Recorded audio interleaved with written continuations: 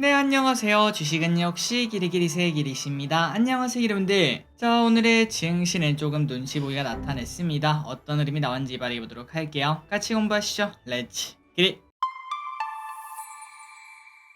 오늘 코스피는 0.3% 하락, 코스닥은 0.08% 상승으로 둘 다 눈치 보기를 나타냈고, 코스피보다는 코스닥이 조금 더 좋은 흐름을 나타낸 걸 확인할 수 있네요. 아마도 에코프로 BM 덕이겠죠. 이 와중에 코스피 차트를 보시면은 2600을 다시 깨고 내려오는 모습을 나타냈지만 결국은 이제 오른쪽으로 버티는 모습이 나타난다고 볼 수 있겠죠. 여기서 잘 버티면은 한 번 더 시기상으로는 한 7월 말쯤 되지 않을까라는 생각을 해볼 수 있는데 다시 쭉 올라가 2700을 향해서 가는 코스피를 기대해 보도록 하겠습니다. 그리고 삼성전자 오늘 장중에 또 신고가 냈습니다. 73,600원. 뭔가 좀 감질만 나긴 하지만 어쨌든 계속 오르고 있어요. 저 기릿은 8만전자 될 때까지 숨 참고 한번 기다려 보도록 하겠습니다. 그리고 코스닥 같은 경우는 890포인트까지 올라왔고 최근 들어 또 좋은 흐름을 나타냈기 때문에 900포인트 가능할 것 같습니다. 이 와중에 어제 강했던 에코프로는 조금 쉬고 상대적으로 약했던 에코프로빔이 오늘 4% 급등하는 모습을 나타냈습니다.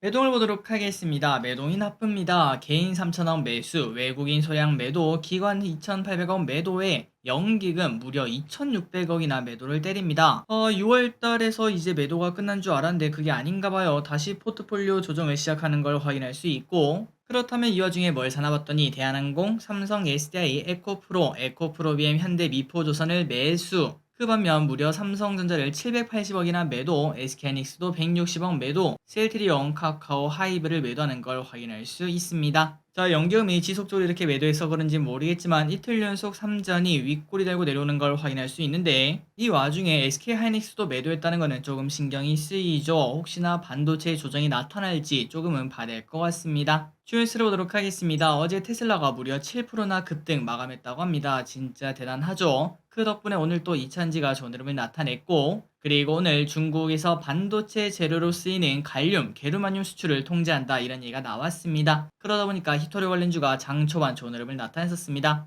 환율은 1301원까지 하락, 그리고 아시아 증시는 전체적으로 혼조세를 나타냈고 니케이는 1% 하락을 했습니다. 코스피 선물이 안 좋았습니다. 외국인이 1조 원 가까운 매도를 하는 걸 확인할 수 있고 이 와중에 선물 옵션은 둘 다 대량 매수하는 걸 체크할 수 있습니다. 쇼핑을 보도록 하겠습니다. 개인, 에코프로, 이스피타이스, SK이노베이션, LNF, 카카오, 삼천당 제약, 레버리지, 셀트리온, KT, 포스코홀딩스, LG화학을 매수합니다. 다음으로 외국인입니다. 삼성전자, 기아, 에코프로비엠, 셀트리온 헬스케어, HD현대중공업, SK하이닉스, 2차전지 액티브 ETF, 대한항공, 현대미포조선, 타차전, CS윈드를 매수합니다. 마지막으로 기관입니다. 현대로템, 삼성 SDI, 대한항공, 루닛, 하나에어로스페이스, LG전자를 매수합니다. 수요일장을 보도록 하겠습니다. 수요일입니다. FOMC 의사록 공개 그리고 필에너지 공모 청약이 있고요. 그리고 목요일입니다. 이노시뮬레이션 상장이 있고 미국 무역수지 ISM 비주업 지수가 발표가 된다고 합니다.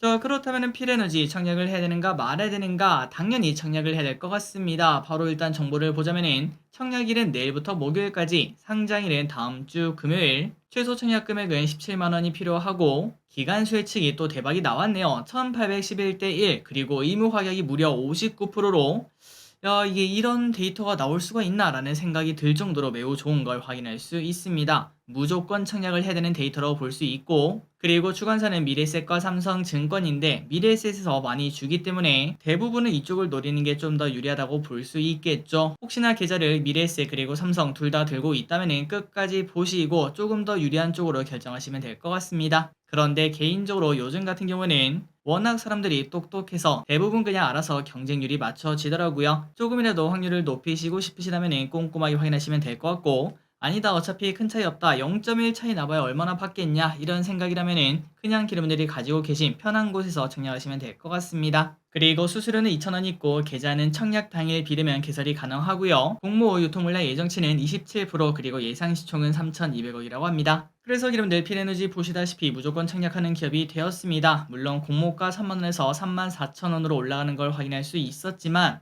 하지만 데이터를 보니까 야 충분히 뭐 그 정도 배짱은 있겠다 라는 생각해 볼 수 있겠죠. 저 기릿은 청약을 진행하도록 하겠습니다. 여러분들도 꼼꼼하게 따져보시기 바래요.